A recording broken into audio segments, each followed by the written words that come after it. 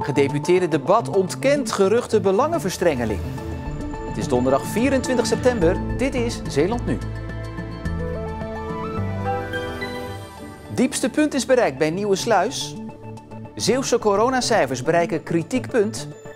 En veiligheidscentrum flink geraakt door coronacrisis. Goedenavond. Gedeputeerde Johannes de Bat heeft integer gehandeld in het dossier rondom de Zandijk in Ierseke. Dat zegt de gedeputeerde naar aanleiding van een vooronderzoek dat door commissaris van de Koning Han Polman was ingesteld na een melding over vermeende belangenverstrengeling. Volgens ondernemers uit de gemeente Rijmerswaal houdt de CDA-gedeputeerde een nieuwe weg dwars door de polder tegen vanwege familiebelangen. Aangeschoven is politiek verslaggever Ariana Lafort. Ingewikkeld verhaal. Hoe zit het precies? Ja, het is inderdaad een ingewikkeld dossier. Laten we even bij het begin beginnen. De Zandijk, dat stuk weg tussen de A58 en Ierseke, is nu een hele smalle, kronkelige dijk waar auto's en vooral ook veel zware vrachtwagens overheen rijden. Ja, gevaarlijke situatie, in het verleden toneel geweest van heel veel ernstige ongevallen. En er wordt nu gesproken over een oplossing en die leek er te liggen in de vorm van een zogenoemd rood tracé. En dat was dan een weg dwars door de polder. Maar nu heeft toch het provinciebestuur gekozen voor het zogenoemde roze-zwarte tracé. En dat is het opknappen van de huidige Zandijk. En daarover is toch veel strijd, omdat er veel mensen uit die omgeving toch zeggen: wij willen liever dat poldertracé. Ja, maar nu waren er dus geruchten. Ja, geruchten omdat gedeputeerde Johannes de Bat, die zich ook met het dossier bezighoudt, had gemeld al dat hij inderdaad een neef in dat gebied heeft wonen. Maar dat zou zijn besluitvorming niet beïnvloeden, omdat het zou gaan om een ver familielid.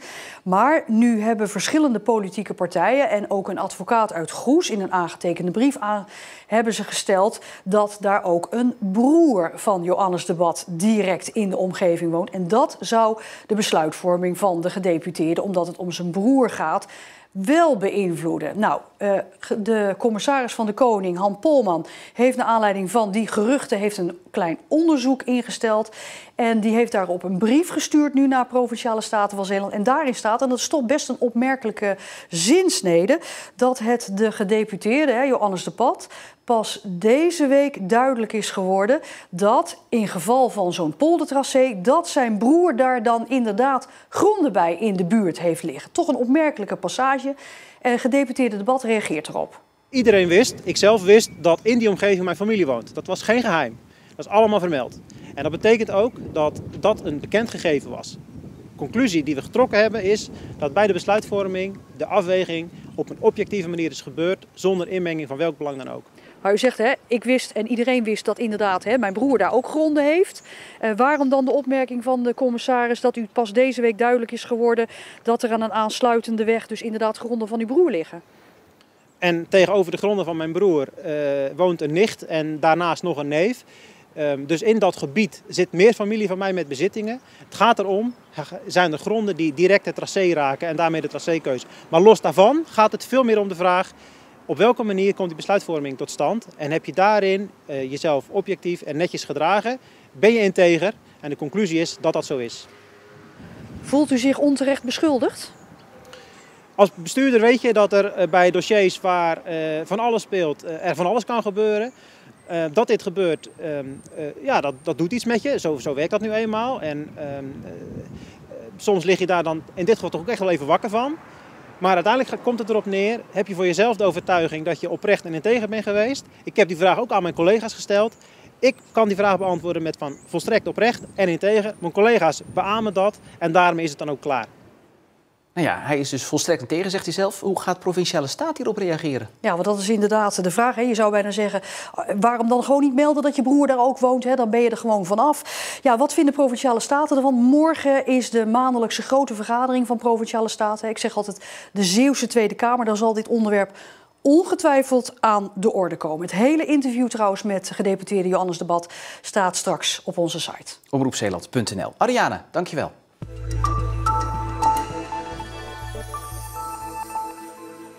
Het diepste punt van de nieuwe sluis in Terneuzen is bereikt. 22 meter onder NAP. Het is een nieuwe mijlpaal in het bouwproces van de sluis. En vanmorgen werd daar met een klein gezelschap bij stilgestaan. Hoe diep is 22 meter eigenlijk? Met de meetlint proberen de medewerkers van de nieuwe sluis de diepte van de put na te bootsen. Maar het is nog beter te zien op deze droombeelden.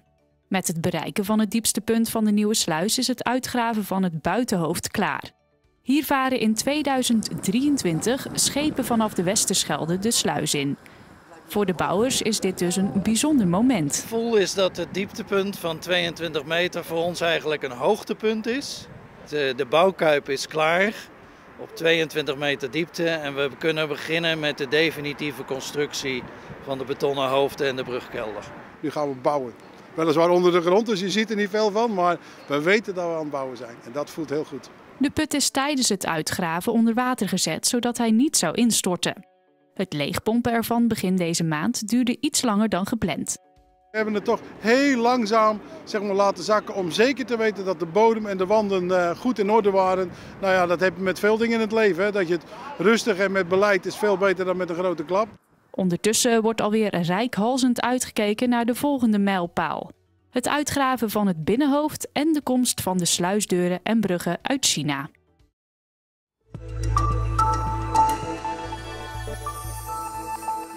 In Zeeland zijn er sinds gisteren 27 coronabesmettingen bijgekomen. En dat is net boven de zogenoemde signaalwaarde. Die waarde helpt de overheid om te bepalen of er nieuwe maatregelen nodig zijn. En of die er ook daadwerkelijk komen, bepaalt de veiligheidsregio in overleg met het ministerie van Volksgezondheid. De meeste nieuwe besmettingen zijn gemeld in Middelburg en Terneuzen, gevolgd door Goes. En het is tennister Leslie Patinama-Kerkhoven hier op archiefbeeld niet gelukt zich te plaatsen voor het hoofdtoernooi van Roland Garros. De uit Zierikzee afkomstige tennister verloor in de tweede kwalificatieronde vrij kansloos van de Tsjechische Teresa Martinkova. Patinama-Kerkhoven verloor beide sets met 6-2. Het hoofdtoernooi van Roland Garros start maandag.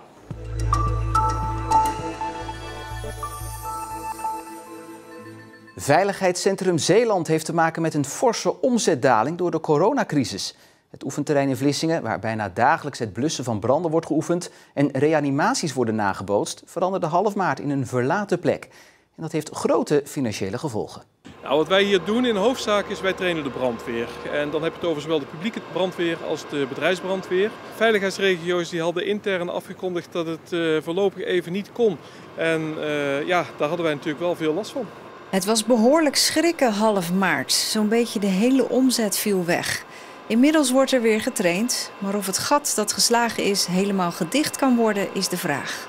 Met name de maanden mei en juni zijn voor ons een van de drukste maanden.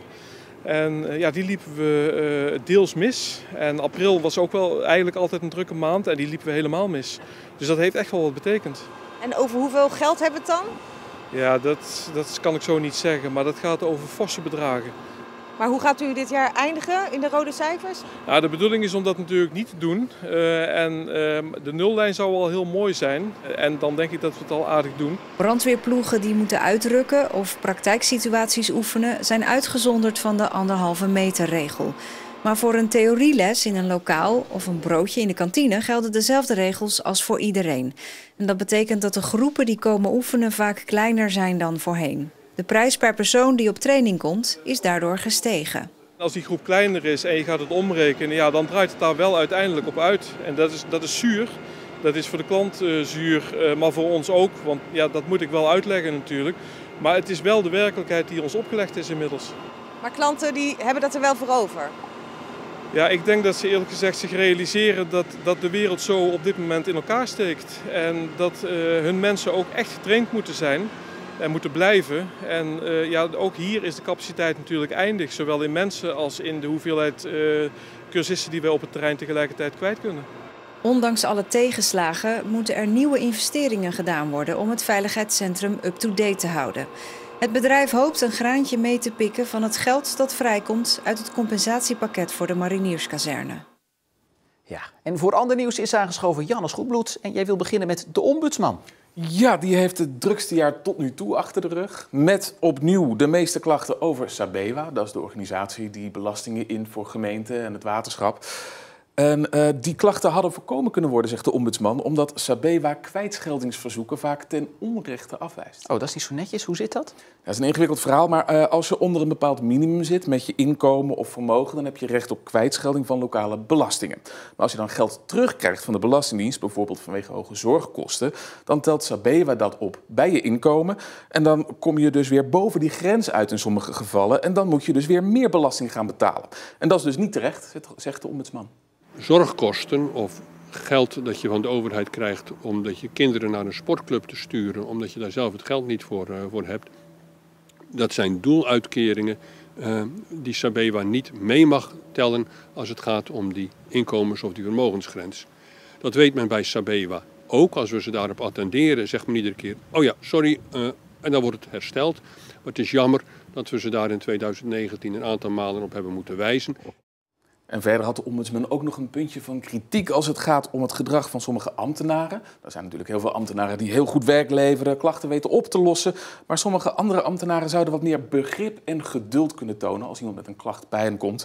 En daarom zou er iets moeten veranderen in de denkwijze.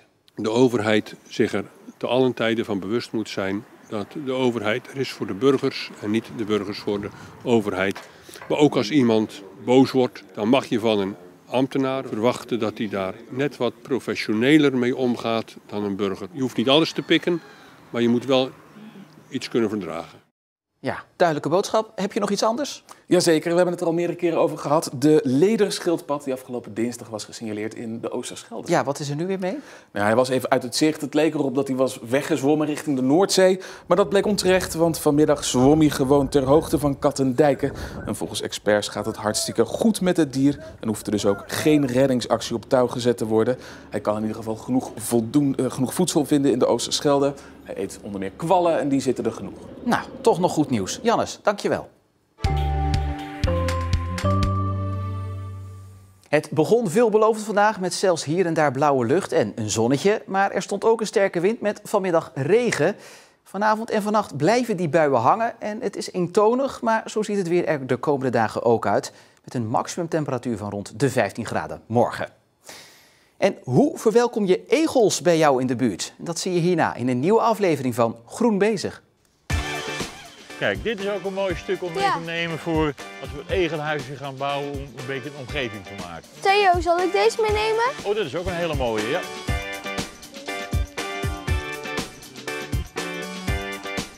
Ja, slecht maar een beetje hier neer. Ja, dat dus direct hierna en daarna natuurlijk nog het uitgebreidere weerbericht om te zien hoe herfstig het weer wordt de komende dagen. Fijne avond voor nu en tot morgen.